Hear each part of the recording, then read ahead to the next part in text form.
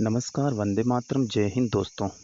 दोस्तों कैसे हो आप सब? उम्मीद करता हूँ अच्छे होंगे और अपनी तैयारी में व्यस्त होंगे। तो दोस्तों आज का हमारा जो वीडियो है वह इतिहास के महत्वपूर्ण 50 प्रश्नों पर आधारित है। हम रोज़ 50 प्रश्न लेके आते हैं और अभी जो हमारी सीरीज़ चल रही है वह इतिहास के प्रश्नों पर है। इस वीडियो के अलावा 2 से 3 वीडियो और आएँगे।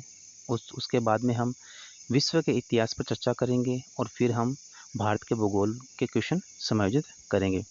तो दोस्तों ये जो क्वेश्चन है वो एसएससी, रेलवे या बात करूँ कि अदर स्टेट लेवल एग्ज़ाम के सभी के दृष्टिकोण से महत्वपूर्ण है, या यूँ कहूँ कि सभी एग्ज़ामों में यह क्वेश्चन आते हैं, बार-बार रिपीट होते हैं। इसलिए आपको इन प्रश्नों को अच्छी तरह से देखना है, बार-बार रिवीजन करना है। तो दोस्तों शुरू करते हैं आज के महत्वपूर्ण प्रश्नों के। और साथ में दोस्तों बता दूँ हम ये जो सीरीज़ लेके आए हैं बिल्कुल टॉपिक वाइज है। तो शुरू करते हैं आज का पहला प्रश्न। मराठा साम्राज्य का संस्थापक था। तो ये सभी को पता है शिवाजी महाराज मराठा साम्राज्य के संस्थापक थे। शिवाजी महाराज के गुरु कौन थे? तो शिवाजी महाराज के गुरु थे कोंडदेव। शिवाजी ने अपनी राजधानी कब व किसने बनाया किसको बनाया? तो रायगढ़ को बनाया 1656 ईस्वी में। पुरंदर की संधि कब व किसके मध्य हुई? तो जो पुरंदर की संधि हुई थी महाराजा जयसिंह एवं शिवाजी के मध्य हुई थी। और सन की बात करें तो 1665 ईस्वी में। शिवाजी के मंत्रिमंडल को क्या कहा जाता था? शिवाजी के मंत्रिमंडल को अष्ट प्रधान कहा जाता था। और शिवाजी के मंत्रिमंडल में जो महत्वपूर्ण पद था वह था पेशवा। शिवाजी द्वारा लगाए गए कर थे चौथ एवं सरदेशमुखी। इसमें थोड़ा सा टाइपिंग में मिस्टेक दोस्तों, एवक्ष कर रखा है, ये एवं है, ठीक है, इसमें कंफ्यूज मत होना। शिवाजी का उत्तराधिकारी कौन था? तो शिवाजी का उत्तराधिकारी संभाजी थे। दिल्ली पर आक्रमण करने वाला प्रथम पेशवा था बाजीराव प्रथम। बढ़ते हैं अपने अगले क्वेश्चन। नेक्स्ट क्वेश्चन, बाजीराव प्रथम किस महिला से संबंध होने के कारण चर्चित था? तो वह था मस्तानी। मस्तानी से चर्चित था। बालाजी बाजीराव को किस नाम से जाना जाता था? नाना साहब। पानीपत का तृतीय युद्ध कब व किसके मध्य हुआ? 14 जनवरी 1761 ईस्वी को अहमद शाह अब्दाली एवं मराठों के मध्य। अगर दोस्तों एग्जाम में मराठा नहीं आए तो वहाँ पे बालाजी बाजीराव आएगा, तो आपको वहाँ पे ये टिक करना है, आपको क्वेश्चन सही हो जाएगा। पुरंदर की संधि कब हुई व किसके मध्य हुई? तो दोस्तों पुरंदर की संधि 1776 ईस्वी में हुई थी, अंग्रेजों और मराठों के मध्य। ईरान का नेपोलियन किसे कहा जाता है? तो ईरान का जो नेपोलियन है नादिर शाह को कहा जाता है। रंगीला बादशाह के नाम से किसे जाना जाता था? तो मोहम्मद शाह या मोहम्मद शाह एक ही बात है दोस्तों। तख्त हाउस अर्थात मयूर सिंहासन पर बैठने वाला अंतिम मुगल शासक था। तो वह था मोहम्मद शाह। एग्जाम में दोस्तों मोहम्मद भी लिखा हो सकता है, तो आपको इसमें कंफ्यूज नहीं होना है, ठीक है दोस्तों। मयूर सिंहासन तथा कोहिनूर हीरा कौन ले गया था? तो वह ले गया था नादिर शाह। और कहाँ ले गया था? ईरान। ईरान क्वेश्चन में नहीं आकर फारस भी आ सकता है, क्योंकि ईरान का पुराना नाम फारस है, ठीक है। बढ़ते हैं अपने अगले क्वेश्चन की तरफ। अंतिम मुगल सम्राट सम्राट कौन था? बहादुर शाह जफर या बहादुर शाह द्वितीय? कोई भी क्वेश्चन में मिलेगा आपको। 1857 की क्रांति में भाग लेने के कारण अंग्रेजों ने बहादुर शाह जफर को कहाँ भेजा? तो वह रंगून जेल में भेजा। वास्को डी गामा भारत कब वह किस तट पर पहुंचा? तो वह पहुंचा था 20 मई 1498। और कहाँ पहुंचा? कालीकट बंदरगाह।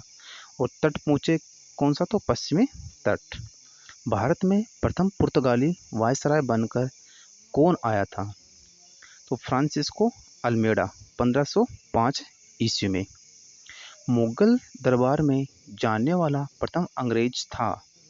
तो वह था कैप्टन हॉकिंस।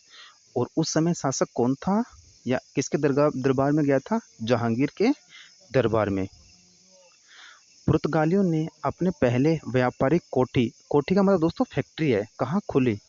तो वह कोचीन में खुली। अंग्रेजों की प्रथम व्यापारिक कोठी, यानी दोस्तों एग्जाम में ऐसे भी आ सकता है कि व्यापारिक कोठी या फिर फैक्ट्री कहाँ व कब खोली? तो अंग्रेजों ने सूरत में खोली थी और 1608 ईस्वी में। प्लासी का युद्ध कब हुआ? किसके मध्य हुआ? प्लासी का युद्ध 23 जून 1757 ईस्वी को हुआ था। अंग्रेज सेनापति रॉबर्ट क्लाइव और बंगाल के नवाब सिराजुद्दौला के मध्य हुआ था। दोस्तों इन क्वेश्चनों को आपको बार बार रिपीट करना है। आप बार बार देखोगे तो आपको ये क्वेश्चन आराम से याद हो जाएंगे। बक्सर का युद्ध कब हुआ? तो बक्सर का युद्ध 1764 ईस्वी में हुआ, अंग्रेजों एवं मीर कासिम के मध्य। गुरु अंगद ने किस लिपि का आरंभ किया? गुरुमुखी लिपि। बोर्ड ऑफ रेवेन्यू की स्थापना किसके काल में हुई? वारेन हेस्टिंग्स के काल में हुई। कंपनी के अधीन प्रथम गवर्नर जनरल कौन बना? Warren Hastings. भारत में नागरिक सेवा का जनक माना जाता है, तो वह है कॉर्नवालिस। नेक्स्ट क्वेश्चन, सहायक संधि है दोस्तों, यहाँ पे टाइपिंग मिस्टेक है। किसने शुरू की? लॉर्ड वेलेस्ली ने। सहायक संधि, भारत में सहायक संधि का प्रयोग लॉर्ड वेलेस्ली से पहले किसने किया था? तो वह थे फ्रांसिस गवर्नर थे डुप्ले। ठीक है दोस्तों, बढ़ते हैं अपने अगले क्वेश्चन पर। प्रेस पर लगे प्रतिबंध को किसने समाप्त किया? लॉर्ड हेस्टिंग्स ने। भारत का प्रथम गवर्नर जनरल कौन था? यह थे Lord William Bentinck. Next question, Bharat में सती प्रथा को समाप्त करने में किसने सहयोग किया? तो सती प्रथा को समाप्त करने में लॉर्ड विलियम बेंटिंक ने सहयोग किया। और किसका साथ दिया था? राजा राम मोहन राय के साथ। और कब? 1829 ईस्वी में। भारतीय प्रेस का मुक्तिदाता कहा जाता है चार्ल्स मेडकोर्फ को। गोद निषेध नीति संबंधित है, तो यह संबंधित है लॉर्ड डलहौजी से। इसको दोस्तों डॉक्ट्रिन ऑफ लैप्स नीति भी कहते हैं, या एग्जाम में दूसरा नाम आ सकता है व्यापगत सिद्धांत। ठीक है दोस्तों, क्योंकि डॉक्ट्रिन ऑफ लैप्स नाम ये इंग्लिश का नाम है, तो आपको कोई भी एग्जाम में क्वेश्चन मिल सकता है। भारत में रेलवे का जनक माना जाता है, तो वह है लॉर्ड डलहौजी। भारत में पहली बार रेल कब व कहाँ से चलाई गई थी? तो 16 अप्रैल 1853। दोस्तों टाइपिंग में मिस्टेक है, 853 हो गया, 1853, मुंबई से थाने के मध्य। और इसकी कुल लंबाई थी 34 किलोमीटर। शिमला को ग्रीष्मकालीन राजधानी किसने बनाया? तो लॉर्ड डलहौजी ने शिमला को राजधानी बनाया। किसने विधवा पुनर्विवाह अधिनियम पारित किया? तो विधवा पुनर्विवाह अधिनियम लॉर्ड कैनिंग ने पारित किया। अजमेर में मेयो कॉलेज की स्थापना किसने की? लॉर्ड मेयो ने। दोस्तों मैं जो बोल रहा हूँ उस पर फोकस करना, क्योंकि कुछ चीज़ें हैं जो टाइपिंग में गड़बड़ हो गई थी। यहाँ लॉर्ड मेयो ने मेयो कॉलेज की स्थापना की थी। किसने वर्नाक्यूलर प्रेस एक्ट को समाप्त कर दिया? लॉर्ड रिपन ने। सर्वप्रथम नियमित जनगणना किसने करवाई थी? लॉर्ड रिपन ने सर्वप्रथम नियमित जनगणना करवाई थी 1881 ईस्वी में। भारत में पहली जनगणना कब हुई थी?